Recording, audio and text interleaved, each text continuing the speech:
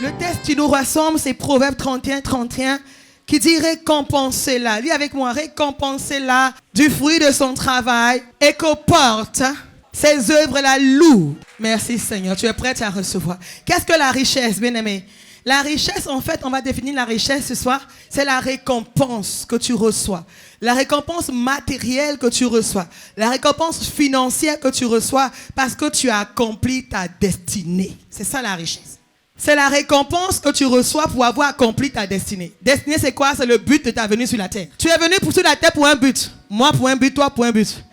On a chacune de nous un but. Et lorsqu'on commence à faire le but pour lequel Dieu nous a envoyés, Dieu commence à déverser les biens matériels, financiers pour nous récompenser. Acclame le Seigneur. Je veux que tu reçoives. Ce n'est pas une prédication pour te distraire. C'est une prédication qui va changer ta génération. Amen. C'est un investissement que tu es venu prendre ce soir. Dieu va t'équiper pour que tu changes ta génération, ta vie. Amen. C'est sérieux. Je suis très sérieux. Je sais ce que Dieu va faire. Il va faire de grandes choses. Je veux que tu sois connecté, que tu reçoives. Il ne faut pas juste écouter, il faut recevoir. Je commence à recevoir les biens matériels parce que je suis en train de faire ce pourquoi je suis venu sur la terre. Donc tu dois savoir pourquoi tu es sur la terre et faire en sorte que tu fasses ce pourquoi tu es sur la terre. Sinon tu ne seras pas riche. Mais je décrète et déclare que ce soir, tu comprends la parole et tu es libéré au nom de Jésus. Donne-moi de bon amen, sister. Yes. La gloire, c'est quoi? La gloire, c'est la réputation qui s'attache à ton mérite. C'est que tu poses des actes de façon spéciale et en fait, tu commences à être connu à cause des actes que tu poses. La gloire, c'est la célébrité. Plusieurs personnes commencent à t'approuver parce que tu es en train de faire de bonnes œuvres. Amen. Amen. Une prostitution n'est pas une bonne œuvre. Donc la gloire s'obtient quand un plus grand nombre de personnes commencent à t'apprécier. Tu deviens connu parce que tu fais des bonnes choses. Amen. Et la gloire, c'est ce qui rend quelqu'un digne d'estime, de respect. Amen. Quand on parle de récompense, on parle de qualification. On parle de mérite.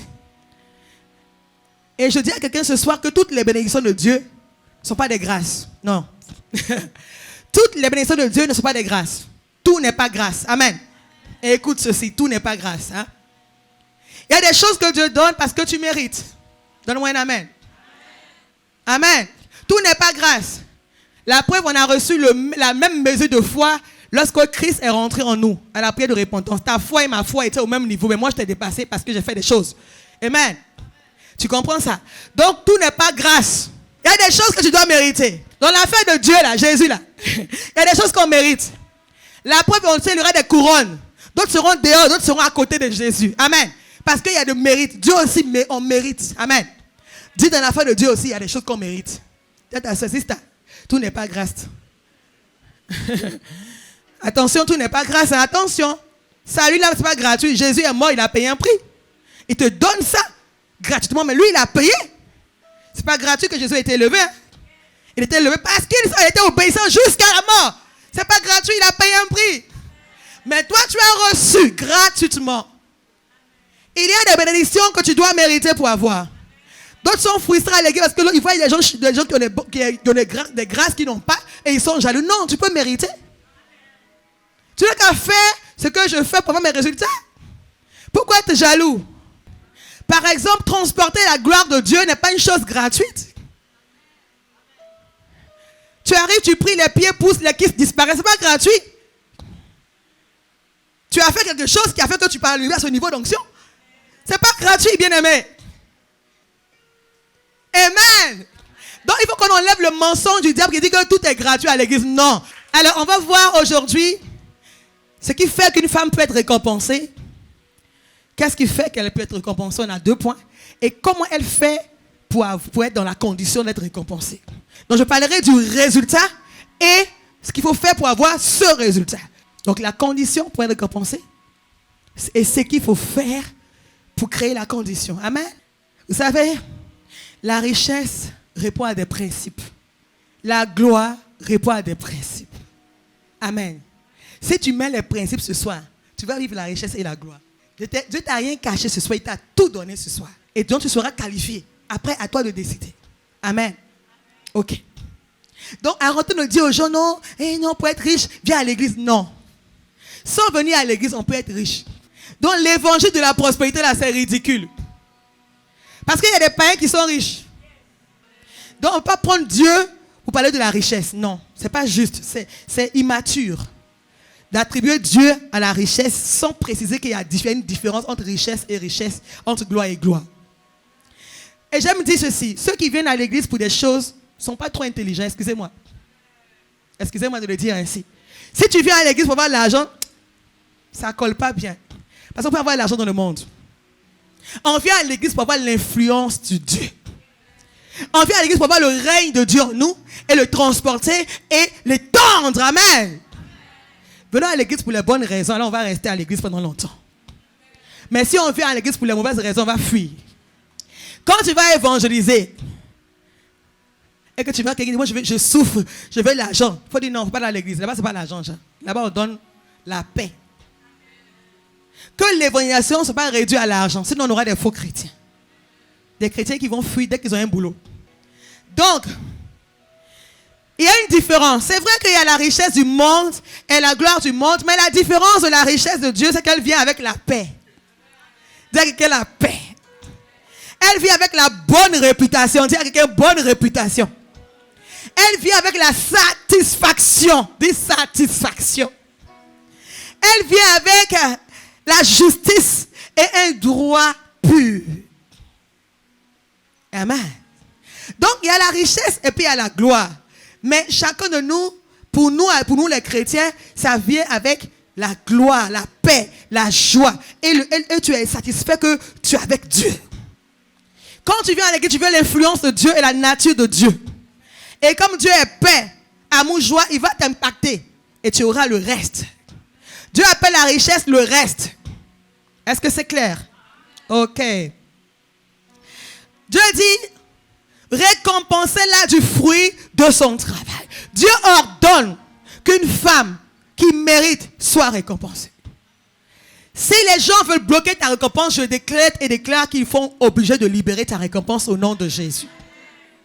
Parce que tu vas faire ce qu'il faut et Dieu va ordonner. Alors la première chose qu'il faut savoir, c'est que il faut que ton travail produise du fruit. Il dit récompenser-la du fruit. La condition pour être récompensé est qu'on doit voir le fruit de ton travail. Dis à quelqu'un productivité. Il faut que tu produises. Il faut qu'on voit, il faut qu'il y ait des résultats. On peut travailler, faire beaucoup de choses, faire des milliers de choses sans qu'il y ait productivité. Amen. Il dit que le fruit, il dit c'est le fruit qu'on va voir. On peut te critiquer, mais on voit tes fruits. On peut critiquer, mais on voit tes fruits. Ton travail a du fruit.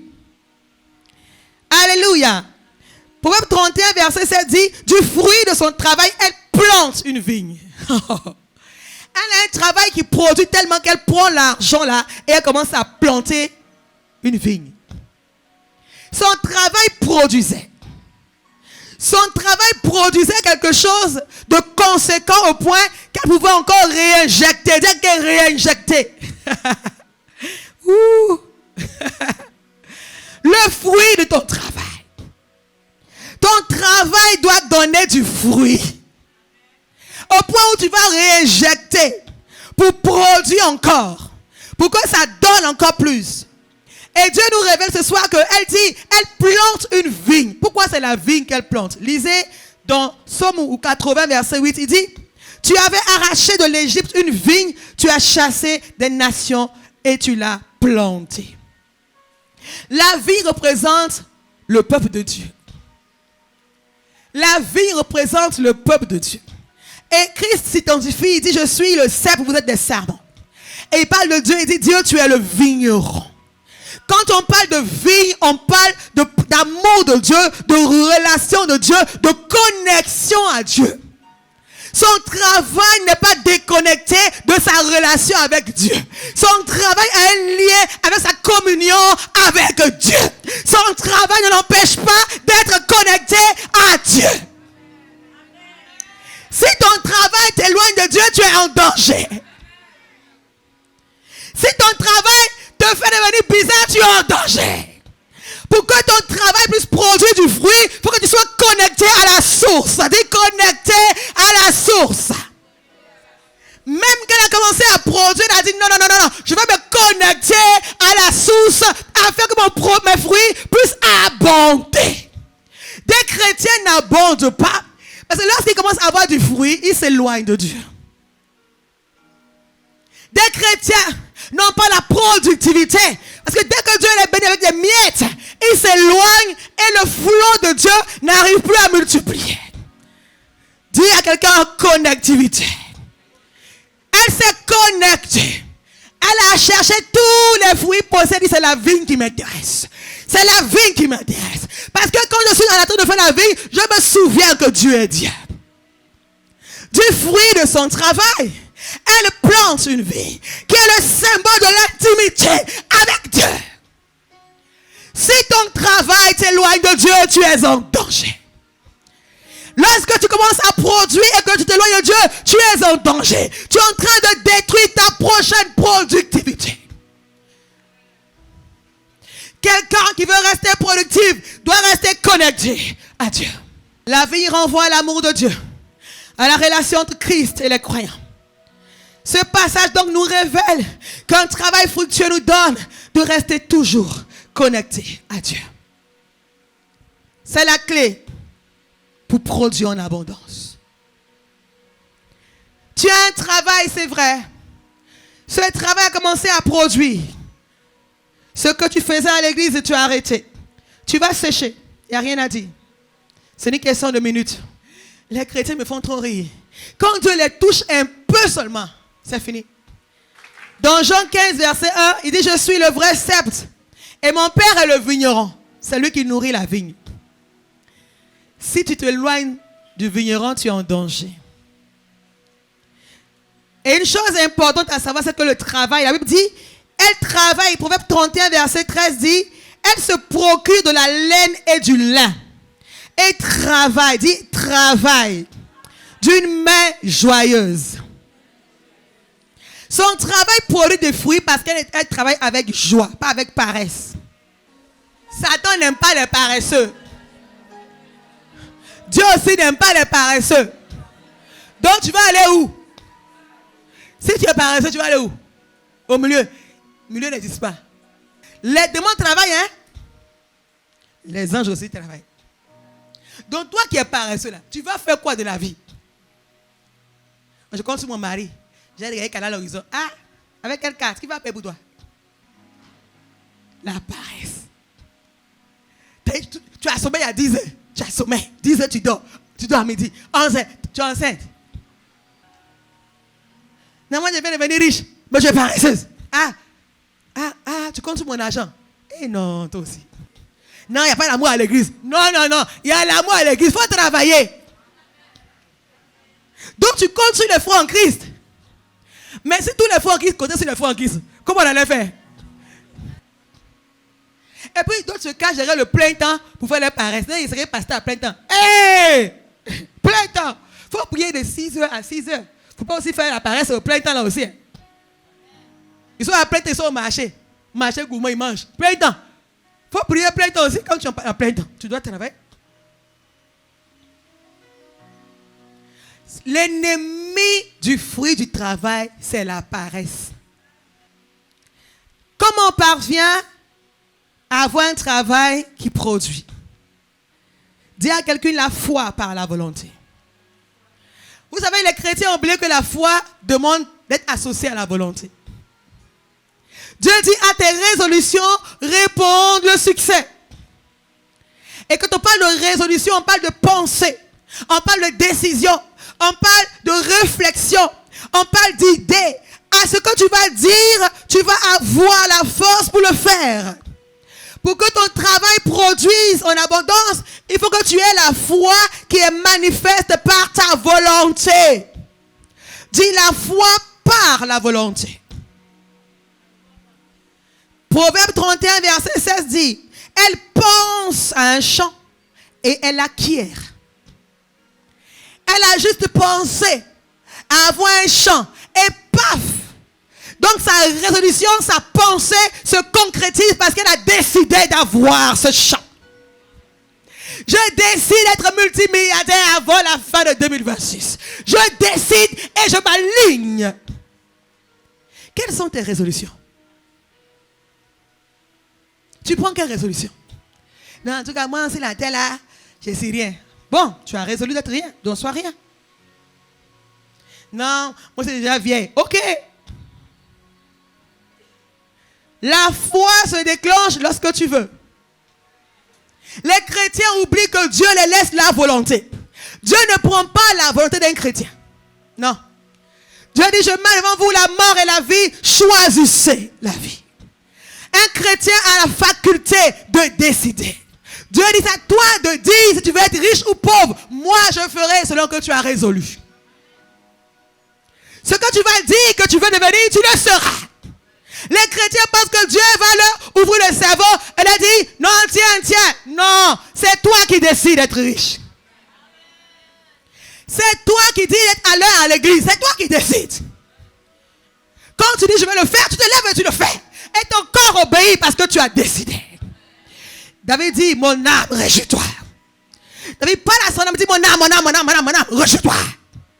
Il parle à son âme. Quand tu es résolu, tu parles à ton âme, tu dis, hey Christian, tu ne seras pas pauvre. Oui, tu seras riche. Yes. Tu parles à ton âme. Ton miroir est grand pour que tu parles à ton miroir. Tu dis, oh, je suis riche. Je décide que 2026 sera différent. Oh, j'ai pris ma résolution. Wouh! À ta résolution. La terre obéit à ta résolution. Écoute ceci, le message est vrai. Ce que tu vas décider pour 2026 sera ce que tu auras décidé. Parce qu'il y a une puissance dans ta volonté. Si tu n'as pas de volonté, tu ne peux pas réussir. Et quand tu as la volonté, tu réfléchis, tu penses ce que tu veux. Tu médites ce que tu veux. Tu réfléchis, tu vois la chose. Tu dis, oh, je vois un champ. Je vois une maison qui porte mon nom. Je vois un bâtiment qui porte mon nom. Tu commences à réfléchir, à voir la grandeur que Dieu t'a réservée. Et la chose est possible. Parce que tu l'as voulu. Tu amènes mes nerfs. Donne-moi un vrai amen. Oh God. Ton père ne fera rien pour toi. Ta mère ne fera rien pour toi. À ta résolution répondra le succès. Tu es pauvre parce que tu veux être pauvre. Tu es célibataire parce que tu veux être célibataire. Tu as la queue parce que tu veux être la queue.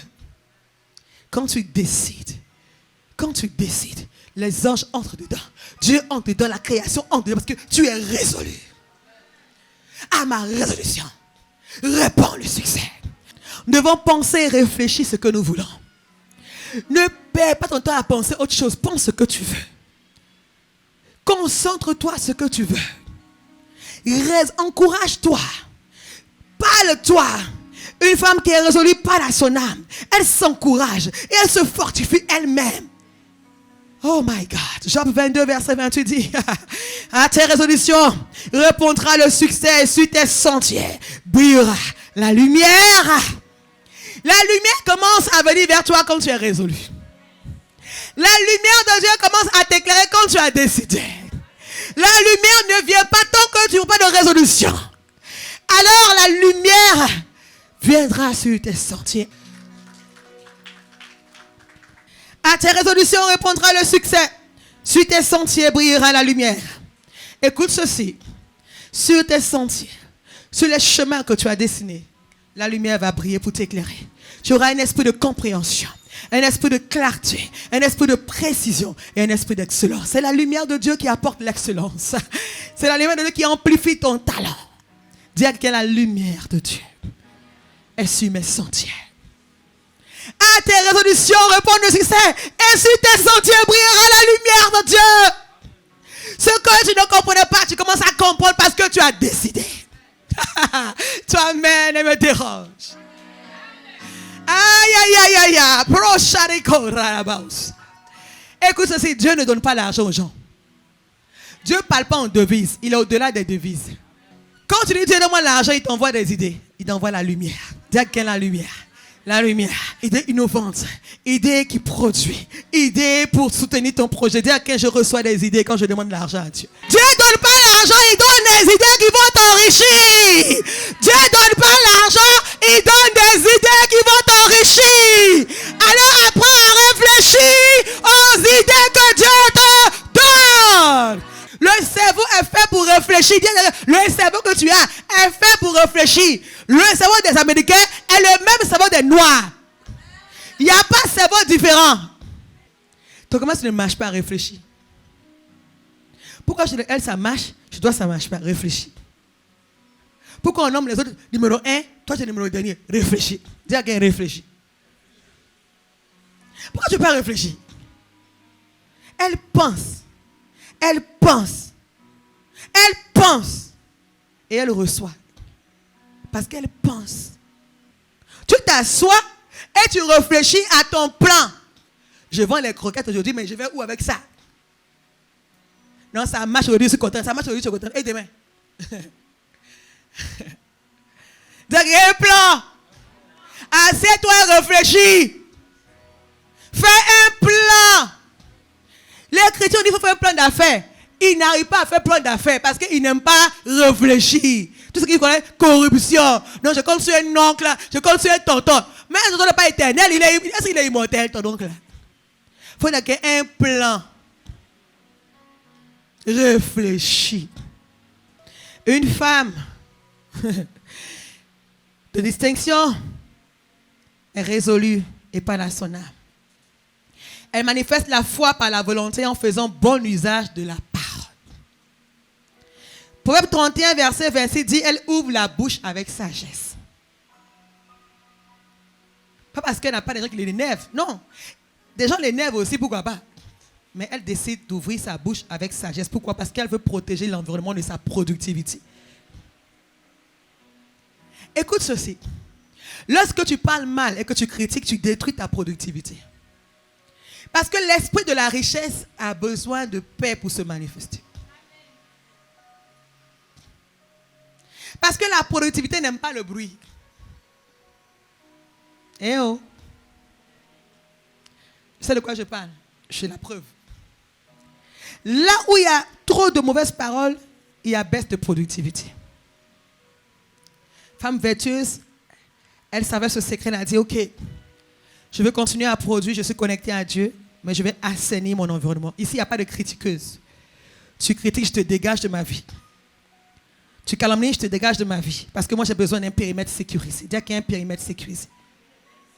Sans critique, sans rivalité, sans jalousie. Elle ouvre sa bouche avec sagesse. Parce que c'est que sa bouche travaille pour elle. Quand elle parle, c'est que les anges exécutent ce qu'elle dit. Elle a besoin d'un endroit sain. Un espace sain.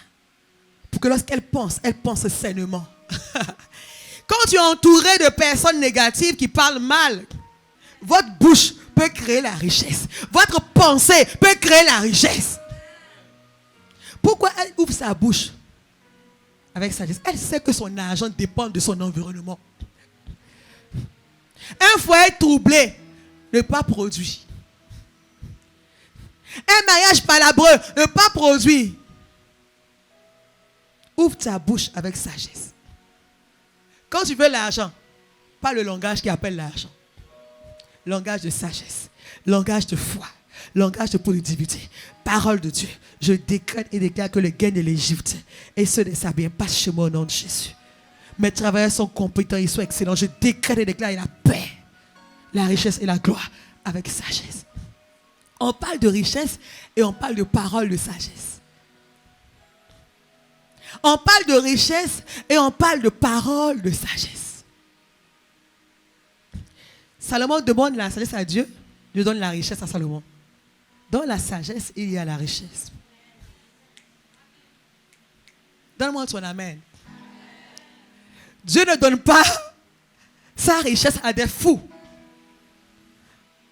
Dieu donne sa richesse à des sages. Mais la preuve que tu es sage, c'est la façon dont tu parles. Proverbe 31, verset 20. Qu'est-ce qu'il faut pour que ton travail produise?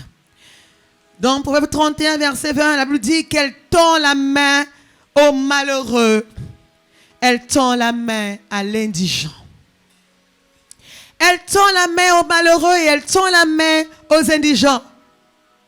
Ce n'est pas elle qui tend la main pour recevoir, parce qu'il y a deux tendre la main. Quand je tends la main pour donner, je tends aussi la main pour donner. Et quand je tends pour recevoir, je tends aussi.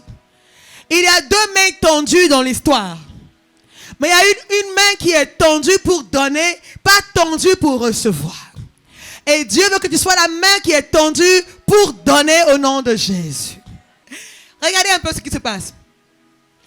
Pour que ton travail produise du fruit, il faut qu'il y ait une motivation. Si notre motivation de réussite est uniquement centrée sur notre seul confort, il y aura un problème de productivité. Dieu veut que nous puissions être riches. C'est vrai pour qu'on soit dans le confort. Le confort, c'est bon. Avoir une bonne chaussure où ton pied n'est pas enflé, c'est bon. Dire que c'est bon. Dieu veut que tu sois dans le confort. Un chrétien ne veut pas dire non, le confort, c'est du diable. Non, ce n'est pas du diable, c'est bon. Mais si ta seule motivation à la richesse est le confort, tu limites ta productivité. Femme vertueuse était revêtue de fin lin et de pourpre. Elle avait des vêtements de haut niveau. Elle s'habillait avec des tissus, donne pas les démangeaisons. Pour dire que le confort c'est bon. Mais elle ne voulait pas juste avoir un confort. Elle tendait la main aux pauvres et aux indigents. Alléluia. Elle tendait aussi la main. Elle avait une vision d'être riche, non pas seulement pour elle-même, mais aussi pour être une distribution. Un canal de distribution de la richesse. Donne-moi un amen. Amen. Si ton seul but pour être riche est d'avoir des vrais cheveux de 15 kilos, tu n'as pas compris la richesse qui vient de Dieu. Alors, pourquoi c'est important? Si nous voulons produire, nous voulons que la productivité aille de façon croissante, nous voulons avoir plus chaque jour, nous devons penser, je dois distribuer la richesse. Dis distribution. Dis distribution. Nos pays africains souffrent parce qu'il y a une inégale répartition de la richesse. Lorsqu'une richesse n'est pas distribuée, il y a plusieurs qui souffrent. Dieu veut susciter des chrétiens qui ont l'esprit de distribution. Toi, amen, est suspect. Toi, amen, est suspect. Est-ce que tu payes la ménagère qui travaille pour toi? Est-ce que tu payes les salariés en temps? Est-ce que tu ne dois pas partout où tu passes? Regarde déjà, si tu n'es pas en train d'appliquer le principe de la distribution en ce moment précis, comment Dieu te fera confiance pour que tu aies la richesse? La femme vertueuse était courageuse, mais elle avait une autre motivation. Une motivation supérieure à son seul confort. Plusieurs femmes veulent être riches juste parce qu'elles veulent qu'on dise elles ont l'argent. Regarde ma voiture. Pour impressionner les autres. Non. Le but est que Dieu, au travers de toi, montre son amour à des indigents, à des veuves, à des orphelins. C'est ça le but de Dieu. Donc tu dois comprendre que je veux être riche. Je suis qualifié pour la richesse, c'est vrai. Mais je dois commencer à fonctionner avec la mentalité biblique qui crée la richesse. Pour que tu puisses avoir cette richesse, il faut que tu comprennes que tu dois avoir un esprit de distribution. Dis à quelqu'un, je reçois l'esprit de distribution. Je commence à tendre la main aux malheureux. Je commence à tendre la main aux indigents. Jésus, l'homme idéal, est mort à la croix. Il a accompli une grande destinée et il a réussi parce qu'il avait une motivation. La motivation, quand elle est bonne, elle te permet de pouvoir réussir même dans la difficulté. Si tu veux juste avoir le confort, tu n'iras pas trop loin. Personne ne peut être qualifié pour la richesse si elle n'a pas la mentalité de la distribution.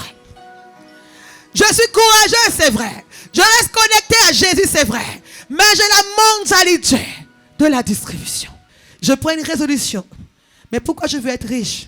Parce que par moi, le royaume de Dieu doit s'étendre. Jésus-Christ, l'homme idéal, porte la croix. Il arrive jusqu'au bout parce qu'il n'a pas pour intention de se faire voir. Jésus continue à porter sa croix dans la difficulté. Il dit parce qu'il y a quelqu'un que je dois sauver. J'ai une famille à sortir de la pauvreté. Même si c'est dur, je vais continuer. J'ai des jeunes gens embauchés.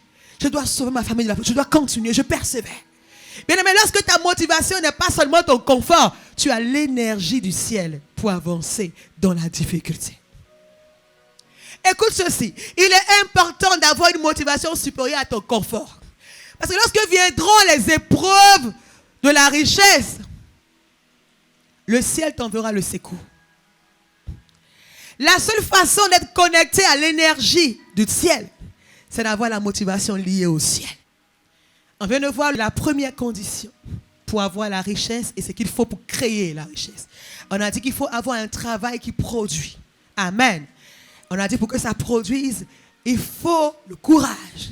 Il faut la volonté, la foi par la volonté à ma résolution. Une détermination, on a dit, une motivation supérieure à notre confort. Est-ce que tu as retenu quelque chose? Acclame le Saint-Esprit.